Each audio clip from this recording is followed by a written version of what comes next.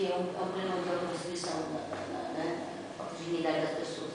Então, para conseguir retorno na jornada, nós precisamos discutir melhores empregos, nós precisamos discutir uma tecnologia voltada para os interesses das pessoas. Né? Vamos aplicar a tecnologia de verdade, no interesse público. Vamos interligar todos os postos de saúde, vamos botar, botar informática aí, vamos botar informática diretamente na saúde, vamos profissionalizar as pessoas, vamos pagar um salário digno. Nós vamos ver que a realidade é essa. Agora nós já sabemos que isso não é fácil. Isso aí depende de quê, centralmente? De organização popular, de compreensão dos direitos que as pessoas têm. As pessoas não sabem dos direitos que elas têm.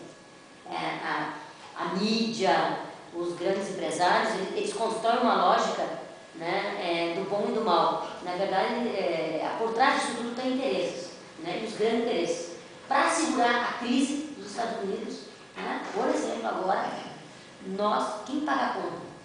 O povo haitiano, que está morrendo na fome, na miséria, que come barro, sabe? As famílias haitianas estão comendo barro com sal. Enquanto isso, o Haiti é um dos maiores produtores de frutas do mundo. Então, o que explica? O que explica que muitos vivam na miséria absoluta, e aqui no nosso Brasil, na nossa cidade, se a gente for caminhar um pouquinho, a gente vai ver.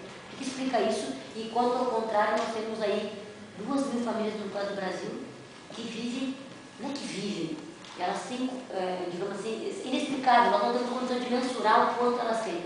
Então a gente tem que mudar essa regra do jogo, né? Diminuir essa diferença. E aí é uma série de que começa com emprego para todos, que começa, né, com serviços públicos, que começa a mexer no lucro. Se nós não mexermos no lucro, com certeza nós vamos continuar ouvindo mais 555 campanhas eleitorais com as pessoas falando dos mesmos problemas e a solução não chegando. Falando um pouquinho, fazendo uma paralela do seu programa de partido, o programa do PSTU, também em âmbito nacional, em um cenário internacional.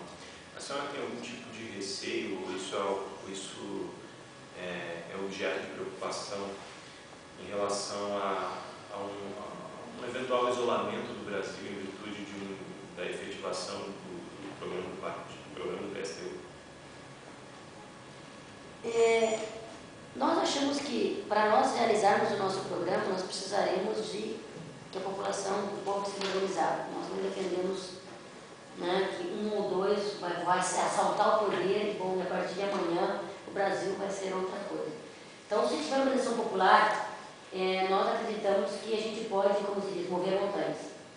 Isso significa, por exemplo, dizer que na América Latina, essas organizações populares que têm, essas manifestações, por exemplo, o povo boliviano que fez lutas belíssimas, que conseguiu retomar a água estava privatizada numa cidade chamada Cochabamba, o povo foi para a rua, se levantou e falou assim, não, a água vai voltar a ser pública. Então, eu acho que são exemplos que mostram que essa América Latina riquíssima tem absolutamente tudo que ela precisa, né?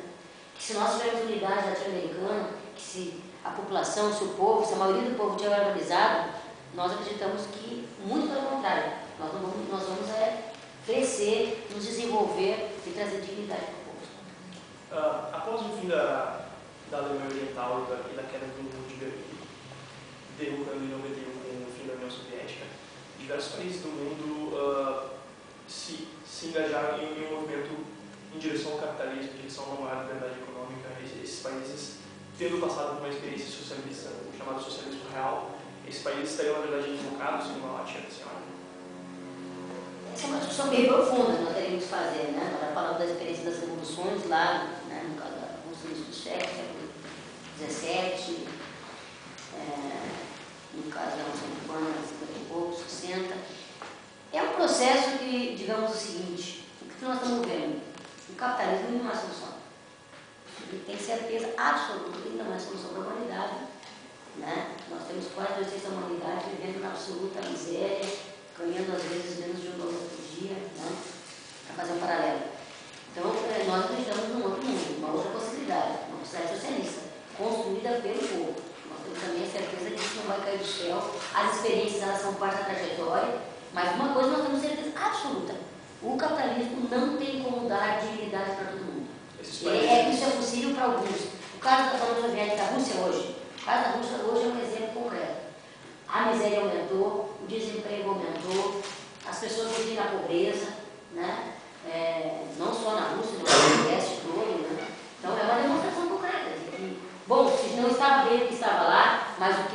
acontecendo hoje, com certeza também não é.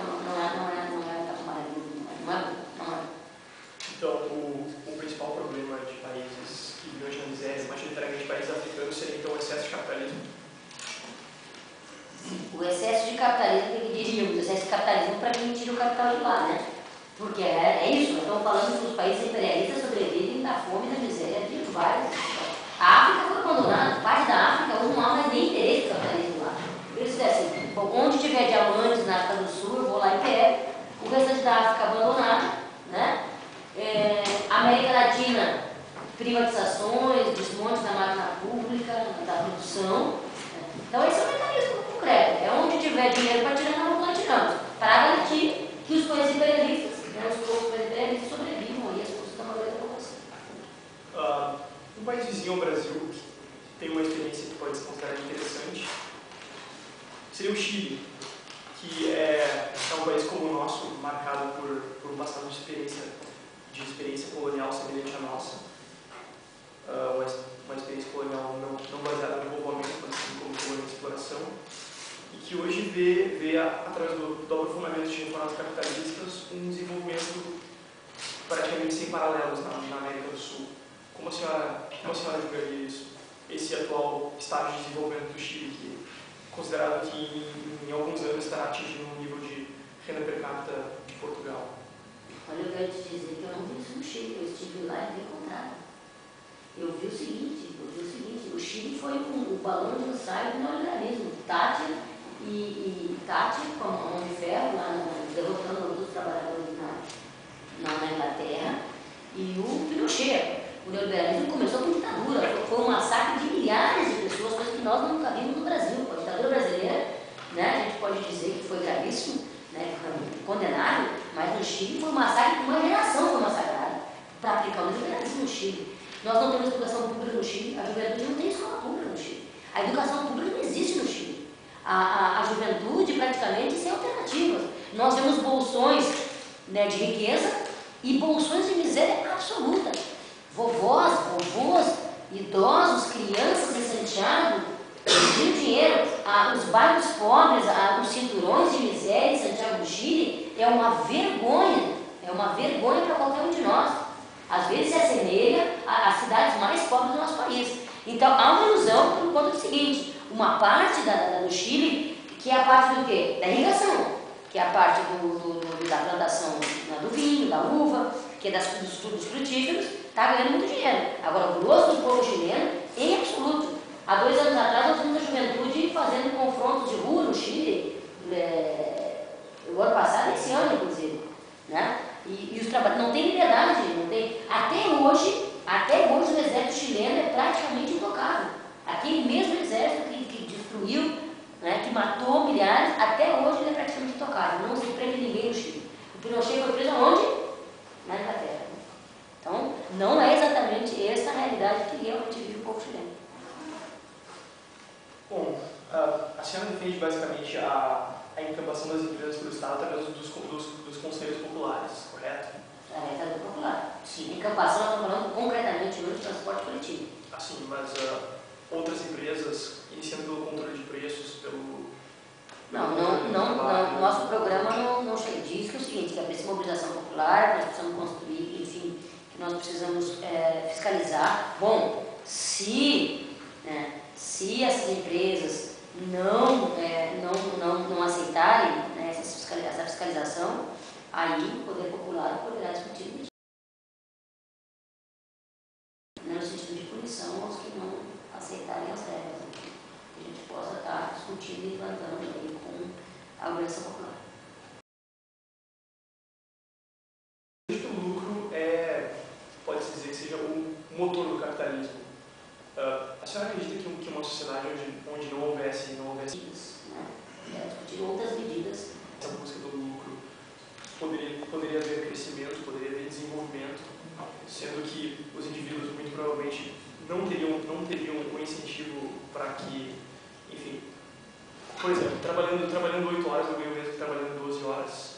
Qual o incentivo que eu tenho para me aperfeiçoar, para trabalhar mais e mais, para dar uma melhor condição de vida para minha família? Isso não seria necessário